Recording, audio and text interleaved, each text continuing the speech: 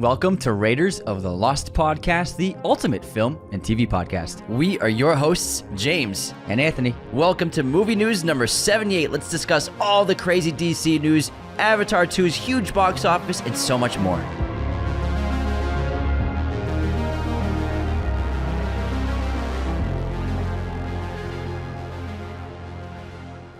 Hello, movie friends. Welcome back to the show. Hope you're having a great weekend so far. There is a lot of news to go over. We got a ton of trailers, a ton of big news drops from especially DC, as well as Avatar open this weekend. But let's start with the box office, Jim. Starting off with Avatar 2, obviously is now reigning supreme. The estimates are still coming in from international areas, but we do have North America's domestic take of 150 million box office, which is huge.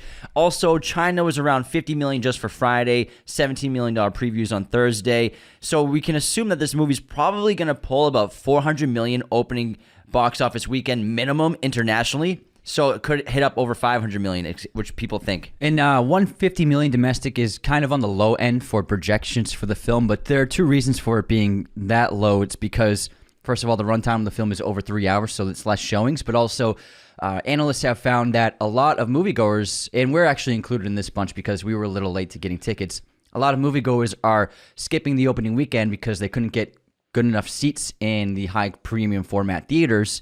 And so a lot of people will be going the second weekend for better seating. And so they expect a very good low drop for the second weekend of Avatar 2. So that's why 150 million seems kind of low if you compare it to like most Marvel movies and major blockbusters. But it looks like it's going to have an excellent second weekend. Yeah, we were just so busy with our production that we totally spaced on getting tickets ahead of time, as well as missing the screening at IMAX. But we're going to go see it probably tomorrow morning. IMAX 3D, obviously. And there's no way I'm sitting on the side of the theater with these other tickets. So I think that's a really great assessment by the analysts because we're in that category and we're huge movie fans. So obviously we're going to do that. Next up, Black Panther still pulled in a $6 million box office weekend. It's over 700 million internationally. Violent Night pulled another 5.6 million.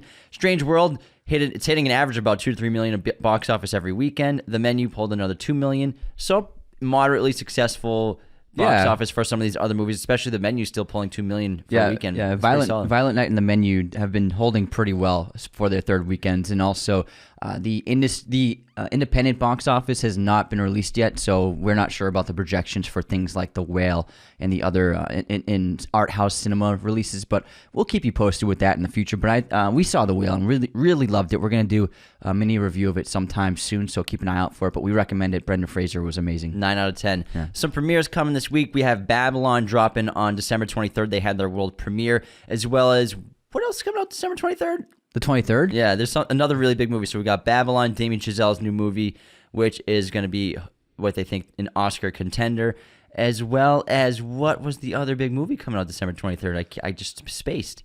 I can't remember. Megan comes... Oh, wait, no. Corsage, Vicky Creep's new film. Whitney Houston, I Want to Dance with Somebody comes out on the 23rd as well. Puss in Boots comes out on the 21st. Puss in Boots is the going new to be sequel. big. That's it for the 23rd. Okay, maybe I was wrong. The weekend before had a few multiple releases. Okay, yeah. But now let's get into more DC news. So we have some more specifics about what exactly is going on with DC.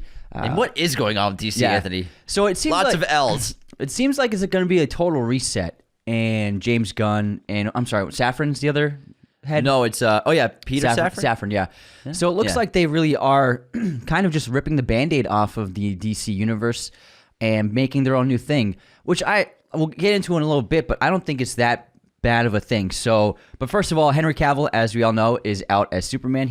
I thought it was kind of shady how he's been treated the last couple months because Warner Brothers asked him to post that video of his return in October, and then they hired Safran and Gunn, and now he's fired. So he had to post just a couple months after his return, he had to post a retirement basically video of hanging up the cape, which is kind of sad. I can only imagine how disappointing that was for him. And everyone as well as the post-credit scene. Yeah, everyone was very excited in the post-credit scene in Black Adam. So that's just, it is what it is. There will be more Supermans. There were multiple Supermans before him. That's just the way it goes. There have been like 9 James Bonds. Unfortunately, we won't be able to see his return. I would have liked to see a Man of Steel sequel, a solo film with just him, but we can't get that. Part of me thinks that maybe they did it on purpose to just try to get people to go see Black Adam and just try to hose Henry. I don't think so. I think that They did all this in the late summer, early fall, and then they just decided with the new management with Discovery. I think the new management were like, we need to hire new heads of production. So then they hired Gunn and Safran, and they're just overhauling everything, I think is what it was. It's super disappointing for Henry because he loves playing Superman, and to like, oh, you're coming back, film this end credit scene, and then post about it on social media, and then 3 weeks later, oh, Henry, can you say you're not going to be Superman because you're out? Yeah. It's pretty bad how he's been treated. Also, news. But he's a classy guy, class act. Yeah. His response to everybody was so positive and grateful. So he's a classy motherfucker. He's a great guy. And also, Gal Gadot and Henry Cavill's cameos in the upcoming Flash movie have officially been cut, and that's been confirmed by James Gunn. Also, Black Adam looks like it will not be moving forward in the new DCU. Apparently, the entire production for future of the franchise has been shut down. The Rock has even unfollowed the social media accounts of Black Adam, so all the official Black Adam pages, he has not followed them anymore, which is a sign that he's clearly not going to be involved with the DCU going forward. And he's not happy about it, to just blatantly unfollow the accounts. Because that's a huge hit for him. He's been trying to make this for about 15 years, and then. But I think that if they had, I think that if they had made a better movie and it performed better, it would have maybe had a possibility of a future life in this new interpretation of the DC universe. But that's just the way it is. There have been plenty of one and dones with superheroes. It's just the way it goes. I, for one, was not impressed with that film, so I'm actually not very upset about this news at all. I'm okay with it. And next up, James Gunn revealed that he is writing a new Superman film for DC, and it's going to be portraying a young Superman. So it looks like someone maybe in their 20s will be cast in the role as Kal-El Superman, if that's the Superman they're going to go with. So it's going to be a younger start for the character, because I believe Cavill was maybe early 30s when he was originally cast. And next up, James Gunn also wants to hire Ben Affleck to direct a DC film. They've been talking about it for a while. Ben Affleck is apparently very interested in directing a DC film, not necessarily starring in one, but I think he wants to do it as a filmmaker. And then James Gunn would love to have him on board because Ben has proven himself to be a very capable director. And so he's going to be involved in the DCU, but not as an actor, not as Batman, as a filmmaker.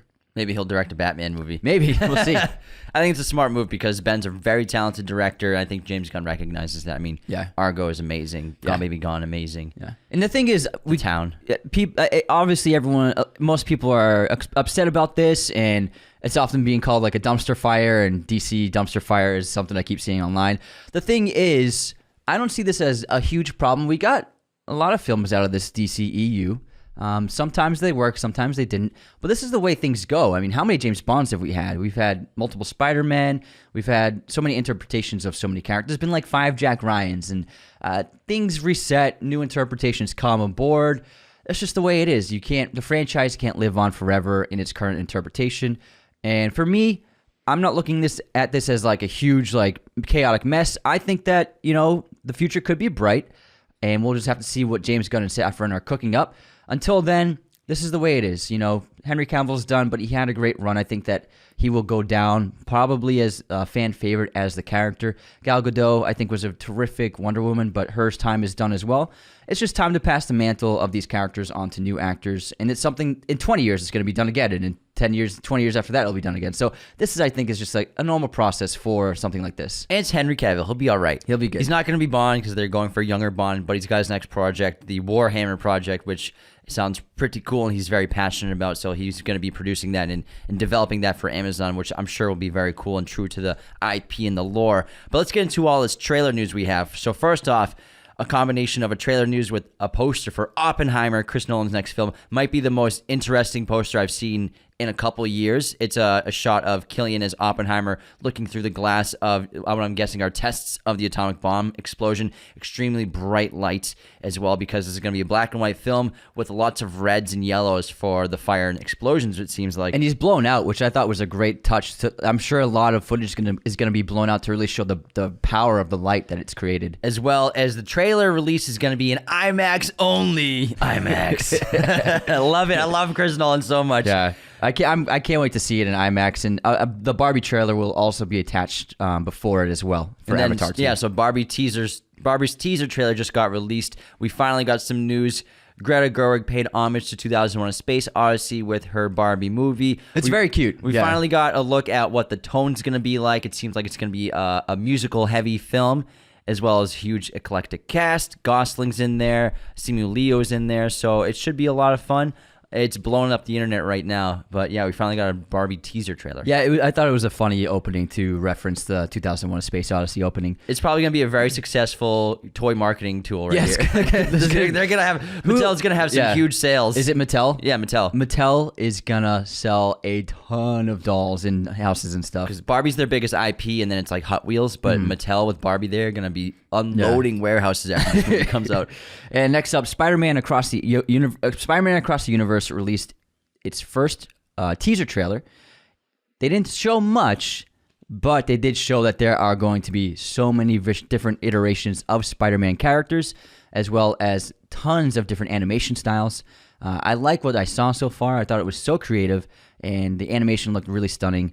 And I like the tone they got. I'm looking forward to seeing a final trailer. But this was a great teaser. It was smart because a lot of it's voiceover with a lot of footage from the previous film, so they're kind of hiding not only a lot of the characters, but the different animation styles that they're going with for the next film, because like we said in previous episodes, they're doing 6 main animation styles to tell a story versus the main 1 animation style for the last film, so they did a great job concealing everything. And just giving it a little tease. Yeah. And next up, we have a new dinosaur movie. Let's go! So finally! There's an Adam Driver sci-fi film coming out called 65. This is coming from the writers of A Quiet Place. It'll be coming out next year, and he plays an astronaut on a long-distance expedition across the galaxy to find life, right? Exploratory mission. Yeah, to find a new planet. And so the ship crashes, and he and one other survivor, a teenage girl, are the only ones who survive the wreck on this distant planet. At first, they believe that they are on an alien planet with some kind of monstrous aliens, until they realize that they are on a prehistoric planet filled with dinosaurs. On Earth! And so it's just Adam Driver killing dinosaurs, it looks like. Honestly, I love the trailer. I thought it was super fun. And it's like, why does Jurassic Park need to be the only dinosaur movie other than animated films? I think that this could be something new to rejuvenate the idea of dinosaurs on film. It looks absolutely sick. Yeah. I heard about it from a friend of ours that was telling us about it like last week. And then I finally saw the trailer, and it looks incredible. It really does. And Adam Driver just fits the action role. He fits it so well because he's a former Marine, so it just makes sense him messing things up with a gun. It just looks right because he's so tactical and knows what he's doing. And it's finally, he's never really had a chance to do that I can think of in film. Not that I can think of. Like an action-heavy, gun-heavy role. It looks like a great idea because last time when we did Jurassic World Dominion, we were talking about like Jurassic Park. I mean, yeah, we love the characters, but like what this franchise has become is a bit of a disappointment. And like they have a monopoly on the dinosaur genre, but then this trailer, I saw it, I'm like, finally, someone's been able to figure out an interesting story with dinosaurs included to tell something other than Jurassic Park franchise. Let's go. It looks awesome. It's a great idea. It's pretty clever, and I'm all on board. I was like, let's go. I saw this trailer. I didn't know it was dinosaurs involved, and then halfway through the trailer, it's revealed that there's a T-Rex hunting them, and I was like, what? I thought it was just going to be an alien of some kind, but I was pleasantly surprised, and it looks like a lot of fun. Another trailer that I just saw recently for the first time when we went to see The Whale. I hadn't seen the John Wick 4 trailer, the main one yet. Same, yeah. It looks incredible. Yeah. I was screaming in the theater. I was like, oh my God, this looks crazy. Incredible sequences, incredible cinematography, production design. They're in the desert. They're all the different cities and everything we have. It looks like a lot of presence in Tokyo. We have some great Japanese actors. We have... what's his name? Ip Man's in this film as well. So, like, the cast is stacked. Bill Skarsgård looks like the main villain. We have another ticking clock. It looks like they have to have, like, a showdown at sunrise. They have to get there. And obviously, John Wick has to kill 1 million people to get there. But the sequences look incredible. The movie looks insane. It looks so much better than the third one. It looks gorgeous, too, filmmaking-wise. I actually was also saving watching the trailer for theaters as well. So I never watched it when it was released a couple weeks ago online. And I was honestly floored by it, and it looked like so much fun, and I'm really looking forward to it now. Because Hiroyuki Sanada is an awesome actor. He was just in Bullet Trains and The Last Samurai. And then Ip Man, played by, what's his name? Danny Chan. He's looks like a main villain as well. It looks like Hiroki is going to be an old friend of John Wick's, and then Danny will be a villain because it looks like Donnie Yen. I'm sorry, Donnie Yen. Sorry. And then it looks like they have a great battle in it, but I think it looks fantastic. Next up, we have another teaser trailer for Scream 6. Didn't really give anything away, but it showed the returning cast members, on a train with multiple ghost faces in a crowded Halloween night, it looks like. And it's just a little teaser. They didn't give anything away, but it was just like, what's the appetite? Scream 6, when will it end? We're back. Here we go again. We wasted no time. Again. Also, we have our origin story of the week. Winnie the Pooh is getting a prequel series from DreamWorks, and it's going to be a prequel live action series, kind of like Paddington, but it's going to be a about series or franchise of series. TV series? Wow. Oh, I'm sorry. It might be a movie. It's a movie. I'm sorry. It's a movie. It's going to be like Paddington. And so, yeah, now we're going to know where he started eating honey and how he got that T-shirt. Where did Tigger come from? Origins. Tigger origins. Oh, my God. Never ends. 19 weeks in a row. When did Winnie and Piglet become friends? We need to know. Where did Winnie learn how to speak English?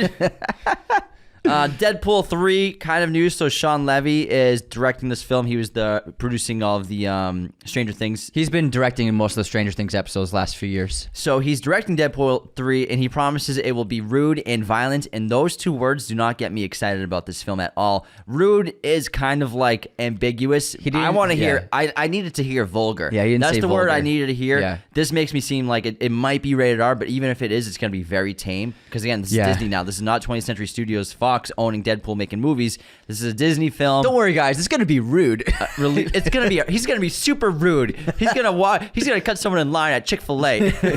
He's going to call someone a bonehead. So yeah, that's actually not very thrilling. The word rude isn't really so much Deadpool. Deadpool's vulgar, not rude. Yeah. And I'm just those two words and violent. Obviously, it's a Deadpool movie, but those two words not exciting for me. Yeah, they didn't confirm the rating in that story. So I'm telling we'll you, I know. Remember, I called that. Like, I'm not sold on them being rated R. You might be right. He would have said that it's gonna be rated R. Yeah. I'm telling you, man, it's not gonna be rated R. I'm calling it. We'll have to find out. Next up, the official poster for Ari Aster's new film starring Joaquin Phoenix has been released, and it's called, originally titled Disappointment Boulevard. The film is now called Beau is Afraid. Beau is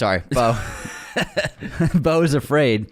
And it's a poster of clearly Joaquin Phoenix's character, but seems to be a de-aged version of him to like a teenage version of this character. And it's very interesting. I love the title and the tone. I'm curious to see the trailer. I can't wait to see what the film looks like. Some more Avatar news. So James Cameron says that Avatar 3 is 95% filmed, and he has a 9-hour cut of it, along with the first act of Avatar 4 is filmed, and he's trying to cut it down, and all the script and producers have read through to Avatar 5. Yeah, and apparently the studio executive who's in charge of production read the script for Avatar 5 and said it was the best one. Wow. So we'll see. We'll have to wait and see. I cannot wait to see Avatar tomorrow, dude. I'm so excited. I'm really excited, honestly. Next up, Timothée Chalamet posted a photo in the desert confirming that Dune 2 has wrapped production. Oh,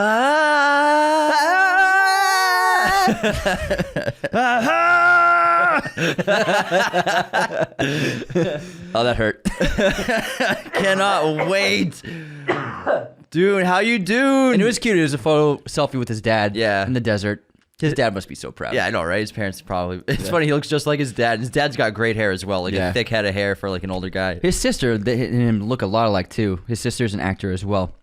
Next up, news about Mission Impossible: Dead Reckoning. The first footage will be shown before IMAX showings of Avatar: The Way of Water. It's not going to be a trailer. It's going to be a combination of footage from the film as well as behind-the-scenes documentary-style footage of the filmmaking process. Injected into my veins. There's so much fun stuff before Avatar. Give me a drip of this. It's going to be great. I'm so excited for next year. It's going to be holy crap. A great experience going tomorrow.